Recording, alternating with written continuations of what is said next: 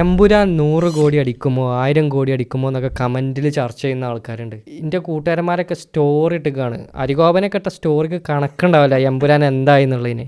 അപ്പോൾ ഞാൻ ചോദിക്കുന്നത് ചങ്ങായിമാരെ, നിങ്ങൾക്ക് ഈ 1 കോടി 2 കോടി നിങ്ങൾക്ക് ഉണ്ടാക്കണ്ടേ? നിങ്ങൾക്ക് ഇങ്ങനത്തെ വിജയങ്ങൾ വേണ്ടേ? എവിടെയോ കിടക്കുന്ന പൃഥ്വിരാജും മോഹൻലാലും പൈസ ഉണ്ടാക്കുന്നുണ്ട്. നമ്മളൊക്കെ വെച്ചിട്ട് അവർ പൈസ ഉണ്ടാക്കുന്നുണ്ട്. അവർക്ക് അറിയുക പോലും ഇല്ല. They don't even know we exist. അതാണ് കാര്യം. നമ്മളെ കുറിച്ച് കെയർ ചെയ്യുന്ന പോലും ഇല്ല. നമുക്കും ഇതേപോലെ പൈസ ഉണ്ടാക്കണം എന്നുള്ളൊരു മൈൻഡ് വരണം. നമ്മൾ ഉണ്ടാക്കുക, എന്നാൽ നാളെ ആൾക്കാരെ സഹായിക്കാൻ പറ്റും.